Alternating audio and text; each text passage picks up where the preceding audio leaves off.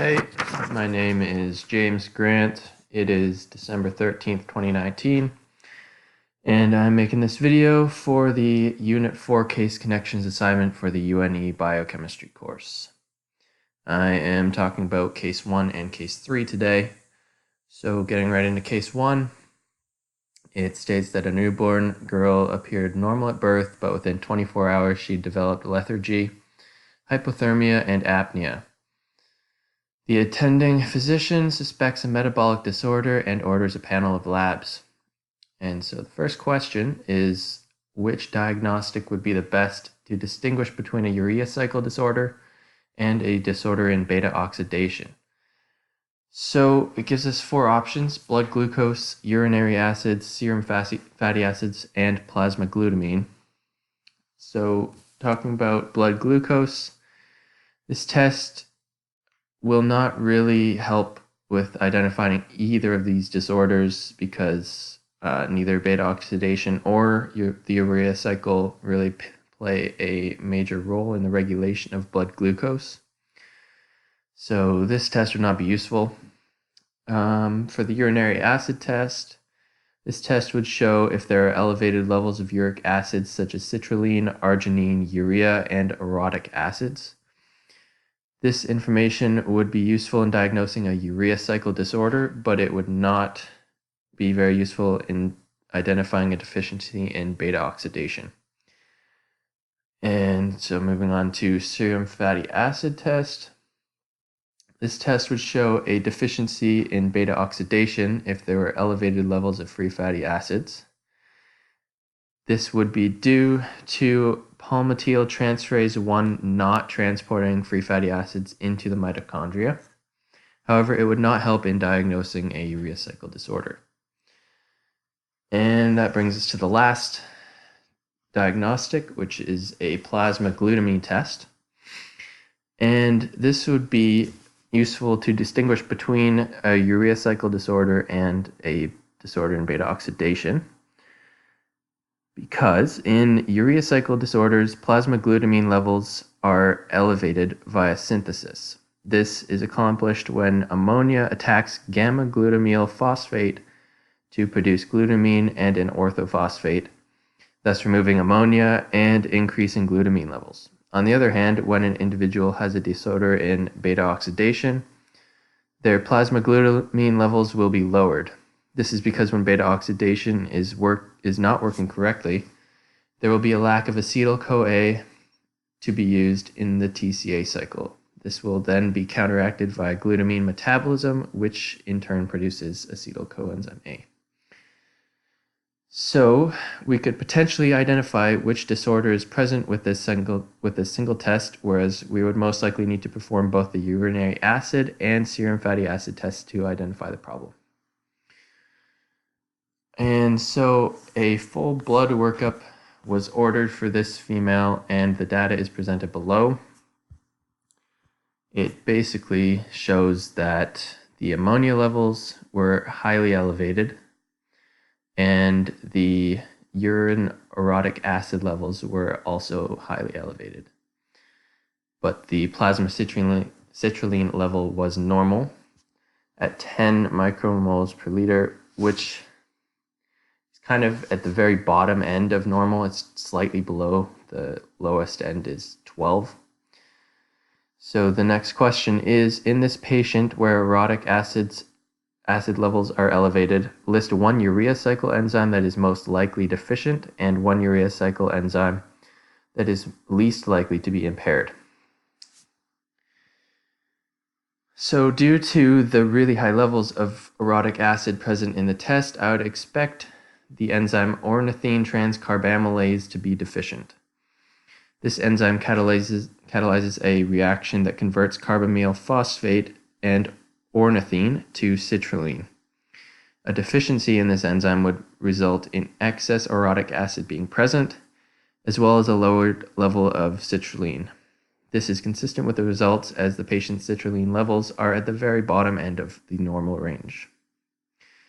The enzyme least likely to be deficient is carbamyl phosphate synthetase 1, or CPS1. This enzyme is part of the only regulatory step of the urea cycle where carbamyl phosphate is produced. If this enzyme was deficient, there will be no carbamyl phosphate to be used to produce the excessive amounts of orotic acid that are found in the patient's urine. So that is it for case 1, and moving on to case 3. It begins with a 47-year-old man presents with severe pain in his right toe. He is unable to bear weight on his right foot, and there was no apparent trauma.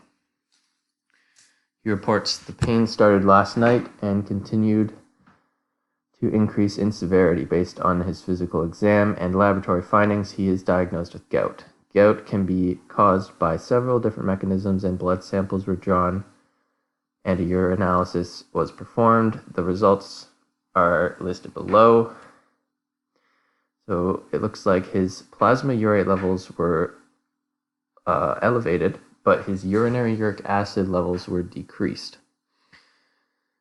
So, what is the best explanation for the presentation of gout in this individual? And please explain why the other choices are not consistent with the data, or what additional information you may need to decide the root cause. So, first is overproduction of purines, and if this was the case, then both the plasma urate and the urinary uric acid would be present. This is not the case, and so it is inconsistent with the test results. Moving on to the decreased salvage of purines. This is most often due to an enzyme deficiency, specifically hypoxanthine guanine phosphoribosyl transferase, which is the case in individuals with Lesch-Nyhan syndrome. If this was the case, this patient would have been exhibiting symptoms from a very early age, which is not the case. Otherwise, it would have been definitely stated in this example. And this would also increase the urinary acid levels, which is obviously not observed as they were lower in this patient. So the third option is decreased urinary excretion of uric acid. And this is what the patient is most likely suffering. This would explain the low uric acid levels in the urea and the high levels of plasma urate occurred. Since this would explain how the low uric acid levels in the urea and the high levels of plasma urate occurred, since plasma urate levels would build up due to the decrease in uric acid excretion. With the provided details about the patient, it is difficult to identify the cause of this issue, although it is most likely due to alcohol consumption. Excessive alcohol consumption can produce lactate, which will then compete for excretion through the urine. So after further discussion with the patient, he tells you that he recently switched from diet soda to regular soda because he read that the fake sugar diet soda was bad for him. He tells you that he drinks between 4 and 5 liters of soda a day, and the primary sugar in most sodas is fructose or high fructose corn syrup. So the question is, what is the potential impact of this dietary modification on the presentation of gout? And so fructose is able to greatly increase this patient's symptoms of gout, as is proven by his sudden case. First, it increases the degradation of ATP to ADP via fructokinase. Then this ADP is then used to produce various purine substrates, which then stimulate AMP deaminase to convert AMP to IMP, which is inosine monophosphate, thus increasing purine degradation and ultimately producing excess uric acid. So that is the end of my Case Connections Unit 4 assignment.